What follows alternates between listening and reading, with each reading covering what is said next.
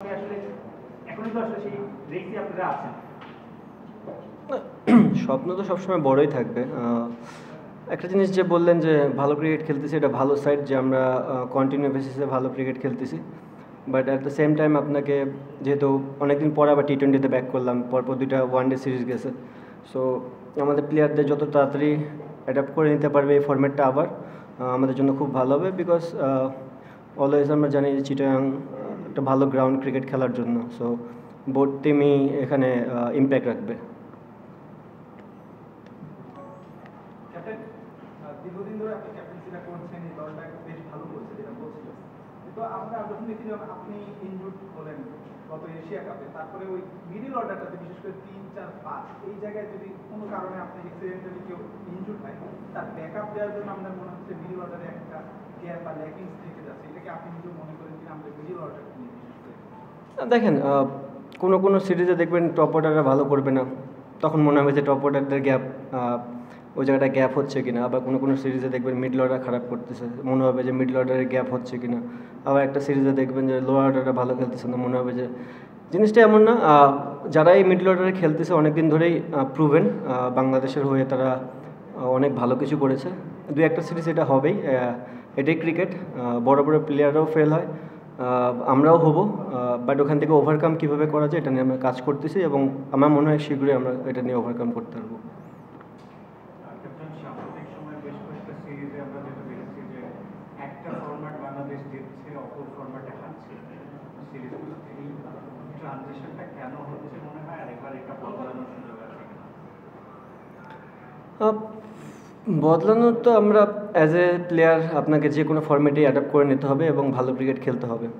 একটা জিনিস যেটা বললেন যে বিশেষ করে ওডিআই ক্রিকেটে যারা খেলতেছিল অনেকদিন পর পর ম্যাচ খেলার সুযোগ হয়েছে তাদের। টি-20 ফরম্যাটে আমরা দেখবেন যে কন্টিনিউ বেসিসে 5-6টা সিরিজ একসাথে খেলেছি, যেটাতে হয় কি আপনি 2টা সিরিজ খারাপ খেললেও আপনি জানেন যে প্যাটার্নের ক্রিকেটটা, সো ওখান থেকে ওভারকাম করাটা খুবই ইজি। আমার মনে আই হোপ যে বাংলাদেশ টিমও ওয়ানডে টিমও এটা দিয়ে ওভারকাম করে আসবে। এবং এখন যেহেতু ফরম্যাট ডিফারেন্ট হয়ে গেছে, আমাদের টার্গেট থাকবে এই সিরিজটা, এবং সম্পূর্ণ এই সিরিজ নিয়ে আমরা ফোকাস করতেছি।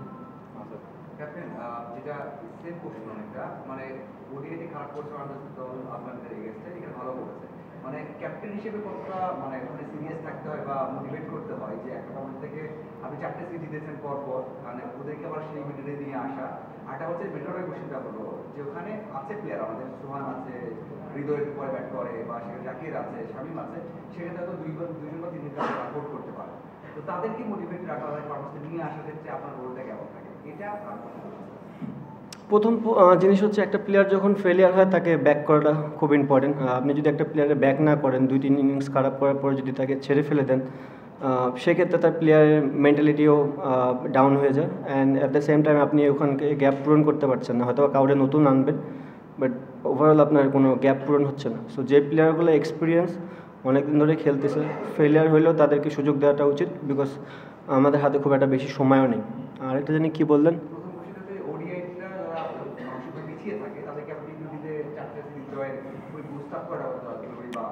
দেখেন, ফরম্যাট বেঁধে না ক্রিকেটের মেন্টালিটি বলেন বা অ্যাগ্রেসিভনেসটা একটু চেঞ্জ হয়ে যায়। উইকেট ভেদেও হয়, ডিফারেন্টলি ফরম্যাট ভেদেও হয়। তো আমার মনে হয় যেহেতু এই ফরম্যাটটা প্লেয়াররা জানে, অনেকদিন ধরে খেলতেছে, এবং most of the player success, so তারা জানে যে কোন প্যাটার্নে ক্রিকেটটা খেললে এখানে সাকসেস হওয়া যাবে। ক্যাপ্টেন, আপনাকে যেহেতু পাওয়া যায়নি এই মুহূর্তে, মানে এশিয়া কাপে আপনি যখন শিখে গেলেন আর কি, ওই সময় পর্যন্ত বাংলাদেশের বেশ ভালো একটা সম্ভাবনা ছিল যে আমরা ফাইনালে যাবো বা এরকম। তারপরে যখন আপনি মানে মাঠের বাইরে ছিলেন, সেই জিনিসটাকে আপনার একটু কষ্ট লাগে কিনা? প্লাস একটা জিনিস ওইটার সঙ্গে এক্সটেন্ড করে যে 4টা সিরিজ আমরা জিতছি হয়তো, কিন্তু সিরিজটা আমরা আগেও জিতেছি, কিন্তু একটা বড় গোল অ্যাচিভ করার জন্য আপনি কি মনে করেন কিনা যে এই টি-20 টিমটা, আপনি যে টিমটাকে এখন লিড করছেন, সেই টিমটা আসলে এগিয়ে যাচ্ছে বা আপনারা আসলে বড় কিছু অ্যাচিভ করতে চান? প্রথমত অ্যাজ এ প্লেয়ার যখন আপনি ম্যাচ খেলবেন এটা কষ্টদায়ক। নট অনলি যে এশিয়া কাপ, আমি যখন বাসা থেকে আফগানিস্তান সিরিজও দেখেছি, এটাও আমার জন্য কষ্টদায়ক যে যেহেতু একটা প্লেয়ার ভালো ফর্মে ছিলাম, টুকটাক ভালো পারফর্ম করতেছিলাম এবং টিমকে লিড করতেছিলাম, সো ওখান থেকে বাসায় বসে ক্রিকেট দেখাটাও এটা কষ্টদায়ক। আর but at the same time এটাকে আপনাকে মাইনা নিতে হবে যে কিছু কিছু ক্ষেত্রে আপনার হাতে কখনো কন্ট্রোল থাকবে না, স্পেশালি ইনজুরি, যে কারোর যে কোনো সময় ইনজুরি হতে পারে। আর টিম হিসাবে আমি যেটা বলবো, স্টিল আমি মনে করি যদি ওয়ার্ল্ড ক্রিকেট ডমিনেট করতে চাই আমাদের অনেক জায়গা পূরণ করতে হবে। আমরা সেগুলো নিয়ে কাজ করছি এবং যেহেতু ভালো ক্রিকেট খেলতে সেটা ভালো দিক, বাট আপনি যদি টপ টিমগুলোর সাথে কন্টিনিউ বেসিসে ভালো রেজাল্ট করতে চান তাহলে আমাদের যে জিনিসগুলো ল্যাকিংস আছে অ্যাজ এ ক্যাপ্টেন আমি জানি। সো আমরা ওই জিনিসগুলো নিয়ে আমরা কাজ করতেছি এবং হোপফুলি যে বিফোর ওয়ার্ল্ড কাপ এই জিনিসগুলো নিয়ে কন্টিনিউ কাজ করার চেষ্টা করবো যতক্ষণই সময় পাবো। ক্যাপ্টেন একটু এই সিরিজে ফিরতে চাই, সেটা হচ্ছে যে উইকেট নিয়ে অনেক কথা হয়েছে, ওয়ান ডে যে উইকেটটা ছিল সেটা নিয়ে এখানে সামনে যেটা দেখতে পেলাম যে গতকালকে তারা প্রথম উইকেটটা তারপরে ওয়ান ডে সিরিজে মানে হেরে ব্যাক করতে গেলে ওয়েস্ট ইন্ডিজ সিরিজে কতটা পসিবল, আর এখানকার উইকেট সম্বন্ধে আপনার কি দেখেন, প্লেয়ারদের ক্ষেত্রে যেটা হয় ফরম্যাট টু ফরম্যাট অনেক কিছু ভ্যারি করে। তারা ওয়ান ডে সিরিজ হেরেছে, বাট তাদের কিন্তু এই ফরম্যাটে খেলে তারা অভ্যস্ত, টি20 ফরম্যাটে। আমি এটা অলওয়েজ বলি যে তাদের ক্যাপাবিলিটি অনেক বেশি, বিশেষ করে শর্টার ফরম্যাটে।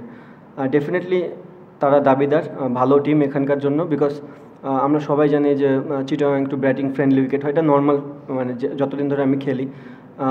সো বোথ সাইডই থাকবে, আমাদের বলার আছে তাদেরও বলার আছে, আমাদের ব্যাটসম্যান আছে তাদেরও ব্যাটসম্যান আছে। সো যে কিনা ভালো ক্রিকেটটা খেলবে সেদিন তারই সাকসেস রেট বেশি থাকবে। অ্যান্ড দেখেন, মিরপুরের বিষয়টা আমি বলতে পারবো না, বাট চিটাগাংয়ে আমরা আশা করতে পারি যে ভালো উইকেটে এবারও হবে। বাট বাকিটা তো সম্পূর্ণ ক্রিকেটার এবং সারফেস কী বিহেভ করবে, সারফেসের উপর তো আমরা কোনো কন্ট্রোল নেই। ভালো উইকেট হলে আমরা চেষ্টা করবো রান করার, আর যদি উইকেট টাফ হয় তাহলে আমরা ওইভাবেই খেলার চেষ্টা করবো।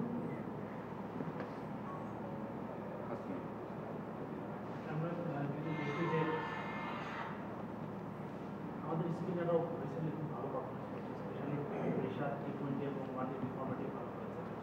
তো আপনি স্পিনারদের কাছ থেকে আসলে স্পেশালি আমরা যদি দেখি যে ওয়ার্ল্ড কাপের মধ্যে ইভেন্টে যখন ব্যাটিং ফ্রেন্ডলি উইকেট হয় আমরা অনেক সময় স্ট্রাগল করি, তো সেই প্রিপারেশনটা আপনারা কীভাবে নেওয়ার চেষ্টা করবেন? আরেকটা প্রশ্ন, মুস্তাফিজ কি গতকালকে আমরা দেখি উনি ফিট আছে, সুস্থ আছে? ফার্স্ট অফ অল মুস্তাফিজ সুস্থ, সে টিমের পার্ট হয়েই আছে এবং খুব ভালো মতনই আছেন। আর সেকেন্ড যে জিনিসটা বলেন যে স্পিনারদের ক্ষেত্রে আসলে আপনি যখন টাফ উইকেটে তাদেরকে রেগুলার বোলিং করাবেন, সেখান থেকে আসলে ধারাবাহিকতাটা তৈরি হবে। আপনি যদি রেগুলার জানেন যে আমি যে উইকেটে বল করবো ওখানে হেল্প থাকবে, আসলে খুব একটা চ্যালেঞ্জ থাকে না। সো চেষ্টা করব যে আমরা এখানে খেলার জন্য, যে এই জন্যই, বিকজ আমি যেটা বললাম যে আমাদের হাতে বেশি একটা সময় নেই ওয়ার্ল্ড কাপের আগে, সম্ভবত এখানে 3টা আর আয়ারল্যান্ড 3টা। তো আমরা চেষ্টা করব খুব ভালো ক্রিকেট খেলার জন্য, এবং যেখানে যেন সবাই চ্যালেঞ্জ ফিল করে জিনিসটাতে।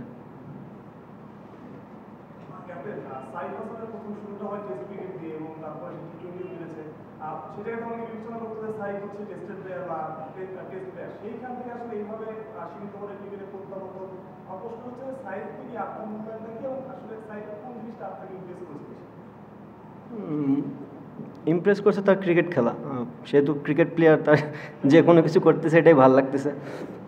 একটা দেখেন, একটা পজিটিভ সাইড হচ্ছে যখন সে টি20 ফরম্যাটে আসলো, ব্যাটিং প্লাস বলিংয়েও সে কার্যকারিতা দিচ্ছে, এবং ওয়ানডেতেও দেখেন যে সে বল করেছে সাকসেস, এবং ব্যাটিং তো সাকসেস হচ্ছে। অ্যাজ এ ক্যাপ্টেন হিসেবে আমার একটাই চাওয়া থাকবে, সে যেভাবে ক্রিকেট খেলতেছে ফ্রিলি এইভাবেই যেন খেলে, আর তার ভবিষ্যৎ জন্য উজ্জ্বল থাকে সবসময়। সে ভালো করলে বাংলাদেশ টিমের জন্য বেটার। এই সিরিজের 3টা ম্যাচ আর আয়ারল্যান্ডের 3টা, ওয়ার্ল্ড কাপের আগে বলতে গেলে 6টাই ইন্টারন্যাশনাল টিম। আর এই সিরিজ থেকে আপনি কি মানে এক্সপেক্ট করতেছেন, মানে কি আদায় করে নিতে চান ওভারঅল টিম? সত্য কথা বলতে আমি 2টা সিরিজে চাই যেন আমাদের প্লেয়াররা খুব চ্যালেঞ্জের মুখে পড়ে, আদার সেটা ব্যাটিংয়ে হতে পারে, বলিংয়ে হতে পারে। আমি চাই যে এই 6টা গেম থেকে যতটা আমরা পিছিয়ে থাকবো ততটাই ভালো, ব্যাকফুটে থাকবো। দ্যাট মিনস যে চ্যালেঞ্জের কথা বলতেছি, নট যে আমরা গেমে পিছিয়ে থাকবো। আমি চাই যে বলাররা যখন বল করবে তারা যেন আন্ডার প্রেশার থাকে, যে জিনিসগুলো আমার ভবিষ্যতে সামনে যেহেতু ওয়ার্ল্ড কাপ, সেখানে আমার অনেকটা হেল্প করবে।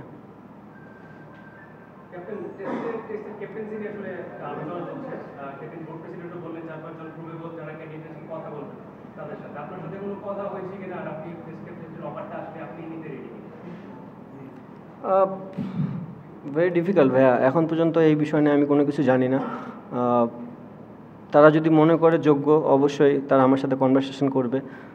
দেখা যাক তারপরে ডিসিশনটা কী হয়। আর অবশ্যই অ্যাজ এ প্লেয়ার হিসেবে যখন আপনি খেলবেন, টেস্ট ক্রিকেটে ক্যাপ্টেনশিপ এটা অনেক বড় একটা পাওয়া। আমার মনে হয় না কেউ না করবে না, বাট তাদের পক্ষ থেকে এখনও কোনো কিছু আসেনি।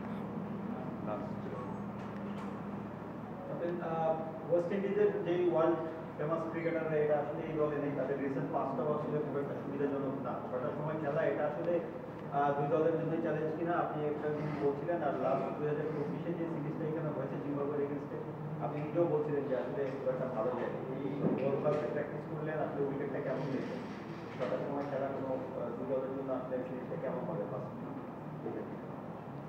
আরেকবার বলেন, আমি প্রশ্ন বুঝিনি।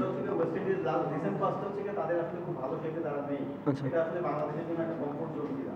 সেকেন্ডলি হচ্ছে কি একই ছটার সময় খেলা, সেটা হচ্ছে কি দুই দলের জন্যই আসলে একটা প্যারালাল একটা সিচুয়েশন হবে কিনা। ফরম্যাট ডিফারেন্ট, সো বলতে পারবো না, বিকজ T20 ফরম্যাটটাই এমন, আপনি দুদিন খারাপ খেলবেন, একদিন ঘুরে দাঁড়াবেন। সেই দিক দিয়ে ওয়েস্ট ইন্ডিজ এগিয়ে থাকবে, কারণ তারা পূর্বেও এই ধরনের ক্রিকেট খেলেছে এবং তারা মোটামুটি সাকসেসফুল। আর 6টার সময় খেলা দুই টিমের জন্যই সেম, ওয়েদার কন্ডিশন, উইকেট সবই সেম হবে। যারা বেটার ক্রিকেট খেলবে তারাই জিতবে। দেখুন, একজন প্লেয়ার তো বিগ ফর্ম যায়, আপনি ভালো শেপে আছেন, আপনার টিম ভালো করছে, আপনার আত্মবিশ্বাস আগে থেকে ভালো এবং সব জায়গাতেই সেটা দেখা যায়। ওডিআই টিম নিয়ে কথা আসে, আপনি ওডিআই টিম মানে ওডিআই টিমেও একটা ভালো প্রিপার করছেন, ওয়ার্ল্ড কাপে ভালো করেছেন ইনিংসে। তো মানে ওয়ার্ল্ড কাপের আগে খুব বেশি ম্যাচও নেই আমাদের ওডিআই। তো আপনি ওডিআই ফর্মেটটা কীভাবে দেখেন, সেখানে ব্যাক করার জন্য আপনি কী কাজ করছেন এবং ওখানে আসলে আগের রিজল্টে পাওয়া যাবে কিনা আমাদের, সেটাও একটা পিউরিটি নিচ্ছেন কিনা? ফিউচার কে দেখছে? কেউ দেখে নাই। সেটা তো প্রিপারেশন ভাইয়া, যেহেতু লাস্ট সিরিজ খেলি নেই, লাস্ট দুইটার সিরিজও খেলি নেই আমি, আর সামনে যে যতগুলো খেলা আছে তার ভিতরে মনে হয় সম্ভবত 2টা টেস্ট আর T20 আছে। সো আপাতত এই জিনিস নিয়ে ফোকাস করতে চাই। যদি আমার ক্রিকেট বেটার হতে থাকে, সিলেক্টররা যদি মনে করে আমাকে আবার কামব্যাক করার সুযোগ আছে, যদি ওই সিচুয়েশনে পড়ি চেষ্টা করবো 100% ক্রিকেটটা খেলার জন্য। ওই লেভেল থেকে দুটো আলাদা কিছু পাওয়া নাই, মানে পাওয়া যাবে কিন্তু, কারণ ওই সময় ওডিআইতে বারবার কয়েকটা গেছে। না খেললে বলতে পারবো না, খেলবো তারপর বলতে পারবো। Thank you. ক্যাপ্টেন, একটা জিনিস হচ্ছে যে আপনি বারবার বলছেন যে প্লেয়ারদের ব্যাক করছেন, এরকম আমরা তো কিন্তু অনেকদিন ধরেই খেলতাম, কিন্তু এই বছরটা একটু ডিফারেন্ট মনে হচ্ছে। মানে কি বুঝি নাই, আপনি কি খেলতেন? মানে T20 মানে বাংলাদেশ কিন্তু আগেও খেলেছে, আচ্ছা, আচ্ছা। এই বছরটা একটু ডিফারেন্ট মনে হচ্ছে। ছক্কার দিক থেকে যদি বলি, এই বছর হাইয়েস্ট নাম্বার অফ ছক্কা মানে বাংলাদেশের প্লেয়াররা নিয়েছে। স্ট্রাইক রেটও মানে অন্তত 5 ম্যাচ খেলছে, এর মধ্যে স্ট্রাইক রেটও সবচেয়ে বেশি। এখানে আসলে ডিফারেন্সটা কি ক্রিয়েট করেছে আগের সময়ের চেয়ে এখনকার সময়? আপনি এখন লিড করছেন, আপনি হয়তো বেটার বলবেন, আপনার কি মনে হয়? আপনি আগে খেলেছেন, এখন লিড করছেন, এই দুইটার সময় ডিফারেন্সটা কি? ডিফারেন্স খুব একটা তেমন কোনো কিছু না। এখন আমরা চেষ্টা করতেছি বেটার উইকেটে খেলার জন্য। আপনি যখনই বেটার উইকেটে খেলবেন, ব্যাটসম্যানদের সাকসেসফুল হওয়ার চান্স বেশি থাকবে।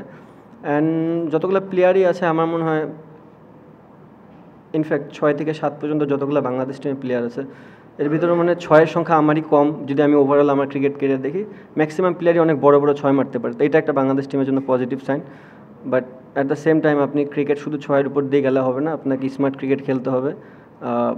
যদি প্রয়োজন পড়ে 6 মারবে, আদারওয়াইজ সিঙ্গেল ডাবলে যেতে হবে।